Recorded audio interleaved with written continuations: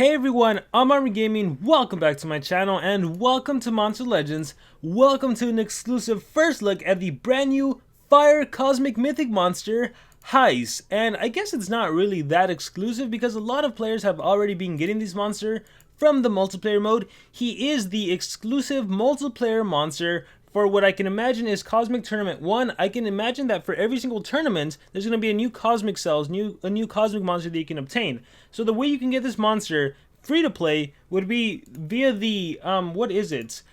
I wish there was a place where I could see all the pictures. Oh, there is, perfect. So if you get a tier 5 or a tier 4 chest, I do believe those are the ones that actually have the cells to get the monster. So I imagine that's how it's going to be in the future. So if you haven't done tournament mode yet, basically you fight PvP, you win a battle, depending on the league you're in. Right here in the middle, if you click on the league, there are different percentages to get different types of rewards, different types of eggs. As you can see right there, I have like 2 level 4s and a level 3 that are pretty much going to be done soon. So maybe I can open up this level 2 or this tier 2 chest later by the time the video ends. But with that being said, let's go back to this monster. I just kind of want to introduce that to anyone that might not know how this works. So yes, we'll pay the 40 gems, and of course I want to give a huge thanks and a huge shout out to Social Point for giving me everything I need to make this exclusive first look. They provided me, oh my gosh, do I not have enough? This happened in the last video. 1 second everyone. Alright, and we are back. Let me go ahead and place Heiss again. I think he has 2 slots, so I just need to pay to unlock 1, and that'll be fine. Social Point will reimburse me with anything I spend for the purpose of this video. So that is a really cool ultimate. Yeah, that was pretty awesome. So let's see. Let's just go ahead and take him all the way to level 100. And from what I remember about this monster is that he starts the game off with immunity to stun, and then he gets freeze immunity or something like that. Maybe it's inverse. We'll check right now. But the important thing about this monster is that at rank 3, he becomes immune to control. So right now, automatically, you should be thinking Quetzalcoatl. Is this the Quetzalcoatl of the Cosmics? Because Quetzalcoatl is immune to control, and he's a fire monster. So we're about to find out. So here, let's go on info. Oh, so I was wrong. He actually starts off with immunity to freeze at rank 0. So this somewhat helps against Slugazoid. Slugazoid does have a freeze skill, however, it's only 50%. But against just any future Cosmics that get released that can freeze, hey, you have immunity against that. At rank 1, you get that stun immunity, that sweet stun immunity. And then at rank 3, you get immune to control, and for some reason you keep immune to freeze and immune to stun instead of just replacing them altogether. But yeah, this basically includes you can't be turned into a baby, you can't be possessed, which is more important because not a lot of monsters have the baby reversion. So yeah, immune to control monster, that's pretty useful. Let's see what else this monster has. Relics. So you can hold the mask. So we'll come back to the relic. Actually, you can also hold the armor. Because first we need to talk about skills to determine what mask we want to give him and what armor we want to give him. So Fury of the Monkey deals moderate fire damage to one enemy. The cool thing about this, it is spammable. So I imagine right now in the early meta, Siamese rank 5 is going to be a monster you potentially run into a lot in PvP. So I guess, right, well, depending what league you're in, right? Even if you're in a lower league, I imagine Siamese rank 3, rank 4, the biggest threat are the team race monsters. So you have to be thinking Nor, you have to be thinking Miserus, you have to be thinking Siamese, because a lot of players have access to the team race monsters. So if Siamese is a monster you're constantly running into, or maybe a team war with Siamese, it's a good idea to run Fury of the Monkey. Out of Control, I'm not a fan of this skill. Even if there's a Megaton monster, I don't think this is really a skill worth running. Smells Like Burnt. This skill gives double damage and burn to itself. I don't like this because you are literally going to burn yourself for the next 4 turns just for 1 turn of double damage. And if the enemy monster removes your double damage, then you just burned yourself. And since this monster is more of an attacker, why are you going to waste a turn to give yourself double damage and burn yourself? Just partner this monster with a support monster and give him double damage, triple damage even. So do not run Smells Like Burnt. Let's see. Ape Dance applies damage boost and stamina generation to itself. This is a better self skill than Smells Like Burnt. I really wish Ape Dance would have also removed negative effects. I would have loved this skill even more, because that way if you have some sort of accuracy reduction, or a poison, a bleed, something that reduced your damage output, at least you could remove that. On top of that, give damage boost and stamina regen. But that being said, if you wanted a self skill in case you're not rank 3 and you can be possessed, Ape Dance might be a skill you could consider using. Alright, with that being said, overall, not really a fan of the default skills, with the exception again of Fury of Monkey being able to be used. Embedded Flame though, strong skill, removes shields from one enemy, deals heavy physical damage to an enemy. I mean, it's your powerful single-based attack. This is also super useful against Slugazoid, who has a 75% life shield skill, so it's definitely going to be useful to counter Slugazoid. Alright, Fire Meteor deals moderate fire damage, applies burn to all enemies. So we'll do the AoE burn skill. Incineration deals very heavy fire damage, applies ignite. We will also do the strong ignite skill. And blow the ashes deals moderate fire damage to enemies, but applies fire weakness. So we're actually going to go with 2 AoE skills and 2 single target attacks. So, in my opinion, looking just at the skills, I'm not that impressed. He's a pure attacker, and that's kind of the thing Social Point is trying to do with these monsters. They did it with the Mythics, they're doing it with the Cosmic Mythics. They're trying to bring back monsters to being like one specific category. We have your tanks, you have your deny, you have your attackers, and through, this monster is an attacker, right? So, again, I'm not impressed. It's nothing like legendaries that are like, I can deny you, I can freeze you, I can taunt, I can do everything in the world. So yeah, in terms of an attacker right now, I feel like I'd rather use some of the older mythic monsters than this monster. But with that being said, let's take a look at that ultimate. Removes positive effects from all enemies, deals heavy fire damage, and applies ignites. I mean, for an ultimate, for an attacker, that's pretty good. So now that we know what he does, and he has 2 AoEs and 2 single targets, in terms of this, we are gonna go with Nabotis's armor. You could also you essentially should utilize whatever you have in the armor. I know not everyone has access to the diamonds, and here we are gonna go with Eotron's mask. That way, if I damage the enemy, actually, maybe stamina draining could be better. After damaging with the skill, target stamina is above 75, remove stamina. Yeah, we might do that, especially since I have AoE skills. So the best mechanic to do with this monster is honestly to do blow the ashes, make everyone weak to fire attacks, and follow it up with your fire-based AoE. That's honestly the best mechanic he has. Other than that, it's just single targeting. So yeah, there's not too much on this monster. And then the cool thing about him is that immune to control, but I mean super susceptible to torture and getting hit with accuracy reduction. So that being said, he is still an attacker, so we're gonna go 2 strength. And unlike Qualtocroc is really more of a torture dealer. This monster is just a pure attacker through and through. So we're gonna pay those gems, and we're just gonna end up swapping for a strength. So whatever monster, it's probably Armor Claw. Armor Claw is probably the one rocking the strength right now, so let me go ahead and change that, or Kothor as well. Actually, I'm gonna have to change Armor Claw. He's probably busy breeding somewhere over here for the race. So let me take care of this real quick. I think that was Armor Claw. While I'm at it, I might as well go ahead and just rank up. So, yeah, I'm not really gonna showcase this monster at 100. It's just, it doesn't make sense for me to showcase this monster at 100 just because of the league I'm in. I'm like top 50 right now. So I purposely try and climb trophies just so I could really showcase him at his full potential. But realistically, if you have him at 100 and you're in a league where you're battling level 100 monsters, then it's kind of equivalent to me having him at fully ranked and you battle him fully ranked. So, or he battles monsters that are fully ranked. So with that being said, he's rank 3. Also the cap breakout system, if you guys didn't catch it in the last video, it is really cool. So basically, if you don't have enough cells to fully rank him up, what you do is you break out, and now I can level him up to level 132. And I break out again, I can go up to level 134. And I break out again, 137. And then I fully rank up. So the cap breakout system is a phenomenal system. I really wish every single monster would have cap breakouts. Because instead of having to collect your 1500 gems for, your 1500 cells for a legendary to rank them up, or whatever it is, you can do like little increments. That is so awesome. Watch, we'll do it again. 900 cells. If you have 900 cells, you can go to 142. 900, I can go to 144, 900, 146, 900, 148, and the final 900 is 150. So it's incremental steps to get them fully ranked up. That is awesome. I honestly love that. So yeah, we're gonna fully rank him up. We're fully level him up now that he's fully ranked. And let's see. Man, it does require a lot of food, huh? So yeah, again, this monster is the multiplayer monster, so you are able to get him just by doing the tournament mode. Alright, so we are gonna go ahead and change some stuff around. So armor, I'm gonna make armor a tank. I think that's what I did last time when I showcased Vanoss. So we're gonna go double team speed and we're gonna go life. I just want him to tank. And realistically, if he's tanking, he has a different skill set. Sunburn, burning.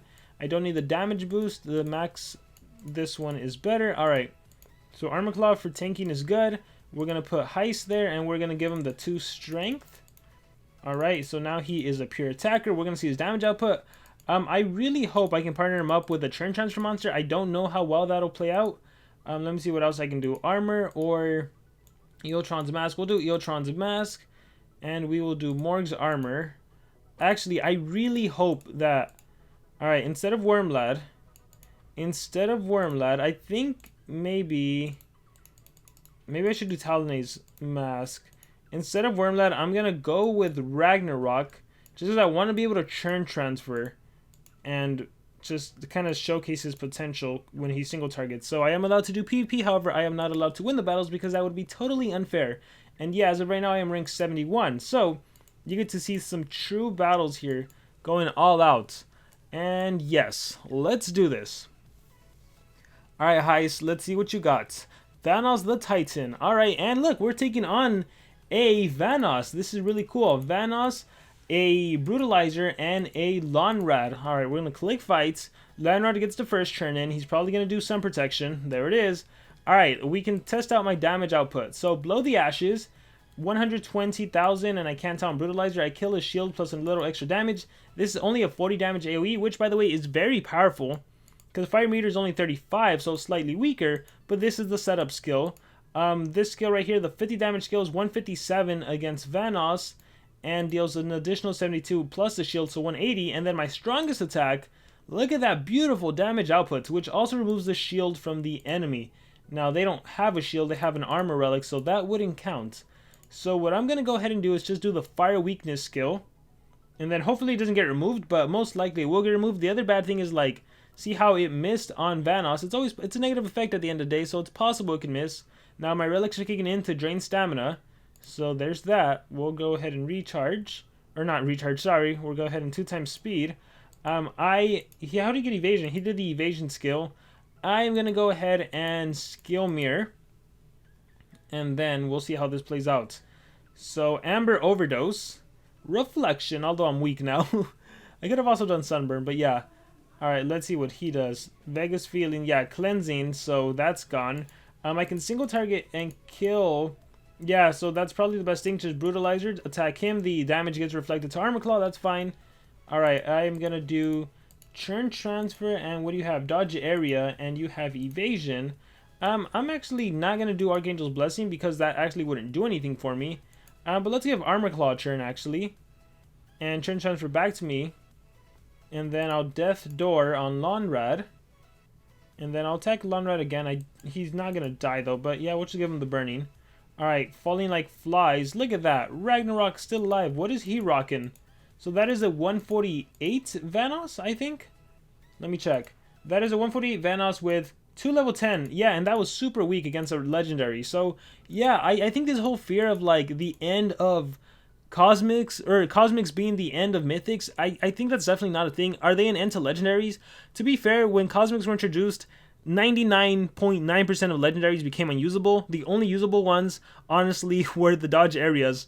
And then if you put a life like I do on Ragnarok, that makes them usable, right? We're going to go ahead and just... Ooh, that's nice. Nice damage output. We're going to go ahead and do Fire Meteor just to kill Lonrad. Alright, he'll come back. Of course he will. And then we'll attack Lonrad, and it was a miss, some protection. Alright, I'm dazed, but I'm going to kill Vanoss. There we go. And then Lonrad I don't need to deal with anymore, so let's exit out. Okay, so first battle, success. Taunt and Heist. It's proving to be pretty powerful. Let's do another attack. Alright, we have Miseris, we have Moon Haze, and we have Nor. So as long as I'm faster, I'll be good, but... Oh, this is actually a good showcase because Moon Haze can actually stun and possess. So let's see. Carlos said halt, but I'm bringing a top monster, so the sun went to armor. But even if I didn't have armor, you'd have to attack me, so that's awesome. Alright, so look. That's a 150, 150, 150, so I'm fully maxed out 150, and I'm not OTKing. So yeah, I am not OTKing. Even Incineration, my powerful attack against a nature monster, I'm not OTKing. So yeah, even though these mythic monsters do, these cosmics, even though these cosmics have such a higher stats, it's really not game breaking. When you're same level to same level, it's not game breaking. So if you have Heiss at 100 and you're battling level 100 mythics, you're gonna be fine. You're on the same playing field. If you have a 130 and you're battling 130s, you're essentially fine. At least from what I can see in these battles. Again, we'll try Blow the Ashes, make everyone weak to fire attacks. Jastar's Mask kicks in, and then we'll go from there. Alright, single target armor. Man, I'm liking armor as a tank. As much as I love using him as an attacker, he might have to switch to a tank. Just because if I'm actually able to get some of these more some of the cosmic monsters leveled up, I might have to switch the role. For now, look, they even work together with Remember to Sub. But we're gonna save Rossi. Give him that sunburn accuracy reduction. And then here, we'll speed this up. Alright, Sleep in the Moonlight. There's that possession skill. Bad thing about stamina is if I run out, I don't have stamina. But this is where I churn transfer. So like I said, if you have a churn transfer monster, that's pretty useful. Fire Meteor. And even with a fire weakness, why does it feel so weak? Oh, because of fire protection. Okay, so my bad. So the reason it was really weak at the start was because of that fire protection. Ah, okay. So this skill now is very powerful. So I'm gonna kill Miseris, and I wanna do another battle without them having a fire protection to see how much damage I can deal. All right, let's do the ignite. Kill Moonhaze. Oh, I missed. Calling New Moon. He's self-possessed. All right, extra churn. Ooh, awesome. Removes positive effects. Deals heavy fire damage. Applies ignite to all enemies. Let's do it. Baboon Fire. I love it. It's like a fire spirit bomb. It's really cool.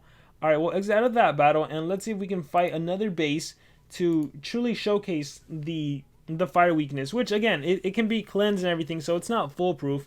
And then, it's not like I have Pierce, so I'm not going to be able to hurt this monster right here. But, again, Blow the Ashes. Okay, here we go.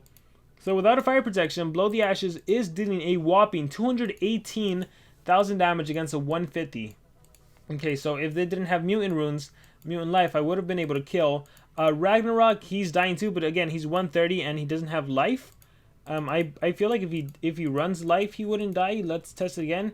Embedded Flame also dealing 218. So Embedded Flame and Blow the Ashes, yeah, because the fire advantage. So they're both 60 essentially. But yeah, we're gonna do Blow the Ashes because I want to see the damage output on Ragnarök. All right, Ragnarök. So how much damage? 203. So yeah, with a life rune, he would survive because I think a life rune doubles the life by like 103%, 106%. But yeah, if you want to use legendaries, you are gonna have to do some swapping around in order to make it work.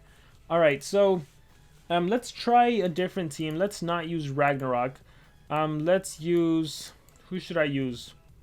Ondana, Zorki for support, Siamis for deny. I think realistically, you're gonna go with some denier to go and deny first. Like, I could use Siamis. I could give her all the speed in the world. I could just try to activate cooldowns on turn 1 and then just have my attacker. But the cool thing about Heiss is that he can't get denied, so you get a guaranteed attack in. But here, we're just gonna do a quick little battle to see how it works out, if it even works out. So Lanrad, Nor, and Ondana. I think Ondana might go first. So Ondana unfortunately has stamina drain, so that can still really hinder me. Drowning, and then Charizard Amulet. Please don't see Pump Seed Staff. Pump Seed Staff, of course. So, oh, it's not fully leveled up, so that's perfect for me. So yeah, typically the way you would use a team with a monster like Heiss and Attacker is you still want to go first to deny. And I don't think I have my deny because I swapped out because I was doing a war attack. Yeah, I don't have my AoEs. Dang. In that case, I guess I'll just do this. Double show. And then I'll go for a kill on fire protection. Darn, that protection. Alright, I think flame can still OTK, yeah. So, what are you running? You are running strength, life, team. Whoa, that's weird. Alright, we are going to do... Oh, I guess it's not that weird. Well, we're going to OTK. So, yeah, this skill also removes shields. But right now, no enemy has really had a shield. We'll remember to sub. We'll dream big. Monster review. Let's see. How do I want to approach this? Maybe save Rossi. Alright, sunburn to both of them. Pump Seed Staff. Splatter and Bite. Straight disabled. Charizard Amulet. Here, let's speed this up a little bit. Recharge. And recharge. Yeah, and I don't think any of these monsters had like a 0 cooldown skill, so they all are susceptible to like cooldown activation. Here, let's activate cooldowns on you again. And single target, kill on Dana. And yeah, I don't think this battle needs to continue, so we're just going to exit out. So yeah, as you can see, he's definitely a powerful attacker. I am rocking all the strength, right? I'm rocking 2 strength. He's fully maxed out, but I was taking on 150 mythics. So you can kind of see his output there and his potential there. Overall, though, I feel like I'm not that impressed with him. Yeah, I don't know what it is. I'm just... all the cosmics, I'm really not impressed. Probably, actually, the most interesting one to me, and hopefully I make a review on him soon, is Hardy. Hardy, to me, I like the most because he counters Nor. And I don't know if you guys noticed this, but in the battles I did, here, let me actually go through the log, defense team battle log. Let's see, there's a Nor there, there's a Nor there, there's a Nor there. Literally, of the 4 battles I did, there was 3 Nors. So 75% of the battles had a Nor. So Nor being an extra churner, I think Hardy is really going to stump her. Even if they're 150 Nors, I think the AI is going to be scared of Hardy. You can just run Hardy to survive. If you need to give him a life, you give him a life, or a strength, life, speed. So he's the most interesting to me because of anticipation. But immune to control, The Pierce at the start, honestly. So not too overly amazed with them. But I want to end by opening up this egg. And I'm not going to pay the gem. So we're just going to wait 4 minutes. But don't worry, I'll come back once it's ready to open. Alright, so it is time to open this egg, and let's see what I get from the multiplier chest tier 3, 100 Kiridar cells. So that's pretty cool. I got 100 cells for a legendary monster. So this is cool because I can make a comparison to the 7-hour challenge, especially if it's going to disappear and everything. But yeah, this isn't a video about the chests or these eggs. It's about Heiss. So let me know, what do you guys think about Heiss? What do you guys think about this monster? Any thoughts? I'm super curious to know what you guys think about him in the comments below. Do you think he's going to influence the meta? Do you think he's going to be relevant? Or do you think you're going to get him? He's probably going to collect gold for you. And then later on, when a better monster comes, that monster will be used. So any thoughts? Please let me know in the comments below. Thank you guys very much. And remember to subscribe.